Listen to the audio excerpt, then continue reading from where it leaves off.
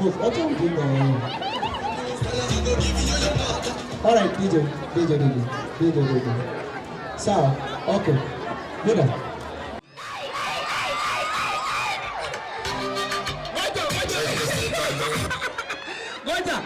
So that's me. My name is Nathaniel Kanyuel. I grew up in Canada but spent my 20s as a youth activist and videographer in Nairobi, Kenya. I wanted to look back at the video I took where I started my quest over 10 years ago, trying to make a positive impact on the world. When I was 21, I left my home country of Canada to look for answers to questions I had about the world we live in. I wanted to find the truth myself, instead of believing what the media was showing me. How do other cultures live? How are people surviving these hard economic times? I set off and was lucky enough to visit the places I had always dreamed of, like the Middle East and South America. Then, thanks to a friend, I accepted an invitation to go and volunteer in Nairobi, Kenya. Africa immediately had an impact on me. The people, the climate, the pulse, all of it was intoxicating.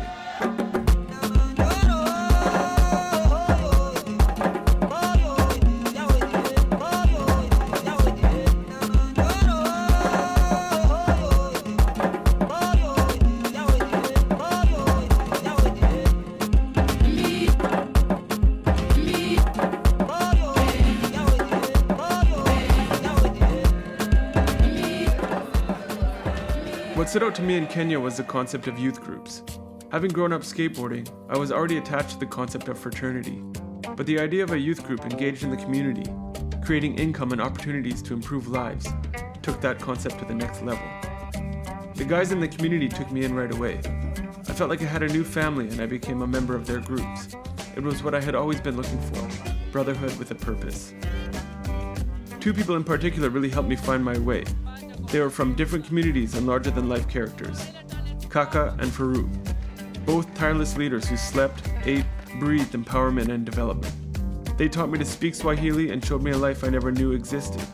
They were my passport into the heart of Nairobi. For this community, I love Mbotela.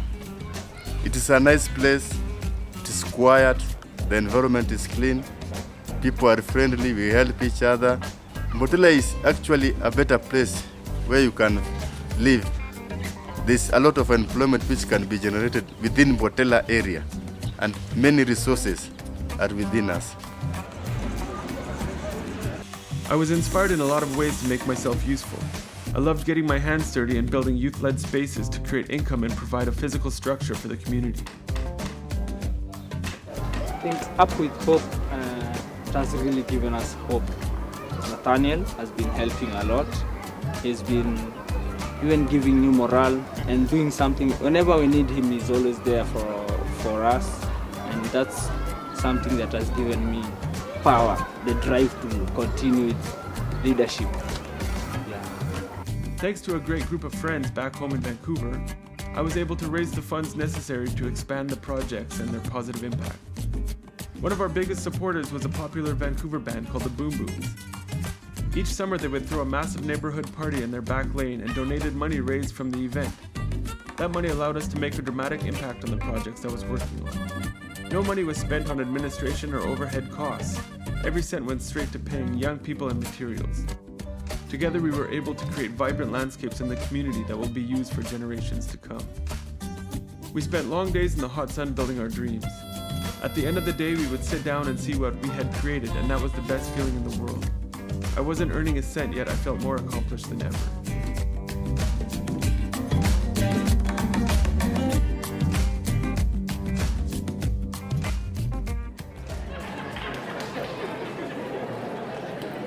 Young people, we have the strength and we have the courage and we have to keep our hopes alive so that we can make life better.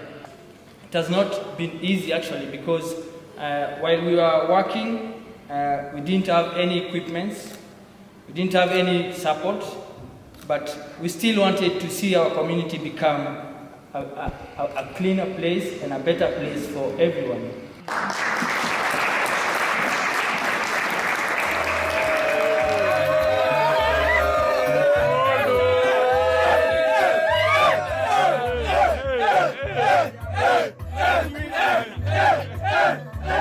Hey!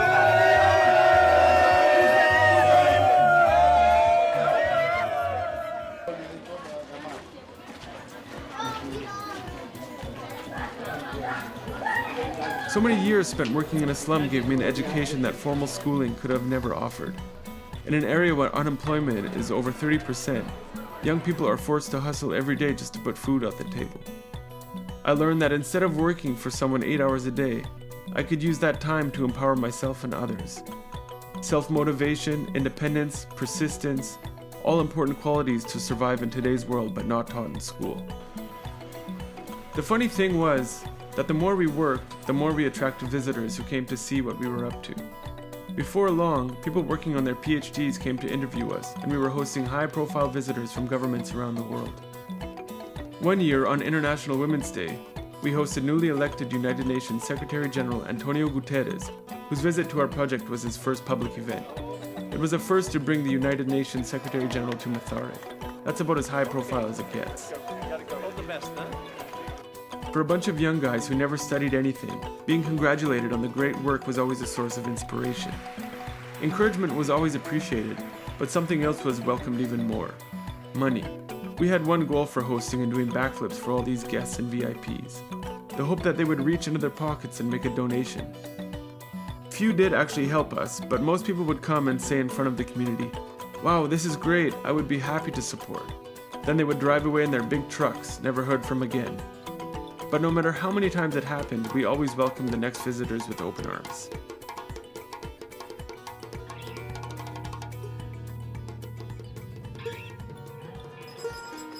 Kenya is a magical place, a land of contrast. The difference between the urban centers and the rural areas is like night and day. As often as I could, I'd escape the city to a new adventure. Once our car broke down in the middle of Tsavo National Park and Kaka left to get a spare tire. I was alone in the middle of line country for 3 hours in 40-degree heat with only a wrench to defend myself. Soon after leaving, we would feel the urgency of getting back to work. Those trips out of the city kept me sane, but our dedication couldn't keep us away for long. Kaka and Farouk are so high in demand that people start to panic, and their phones start blowing up if they are gone longer than 2 days. Unfortunately, Farouk was such a hard worker that he didn't take care of himself very well. In 2016, he fell ill and wasn't strong enough to recover. Losing Farouk was the biggest blow I've ever taken in life. He's impossible to replace, and I'm eternally grateful for everything he taught me in the years we became brothers. He left behind 5 children who I still try to help out when I can. I miss him every day. The only thing I can see in my future is basically a lot of dreams. I can see building a big empire which can help our people to make their own income. Let's say they can be self-employed. Through my vision, I can see there's a lot of opportunity. People can do business. People can do many things in sports, in entrepreneurship. That's my dream, and I can see it will be working for me. If I could sum up what I've learned after more than a decade trying to make a difference in the world, I'd say we need more people to get involved and to take the problems we are facing more seriously. The United Nations has 17 Sustainable Development Goals, and if everybody chose to work on just one, positive transformation would happen almost instantly. I know the challenges seem overwhelming, but we can't afford to look the other way. I promise once you start to participate in changing the world, you won't regret it. If you can't afford to donate your time to a cause, then try to donate to someone who is. The world is full of small grassroots organizations making ripples across the earth. Offering your time and resources will allow them to make a bigger splash. I say grassroots organizations because that's where the help is needed, and from where the change will come.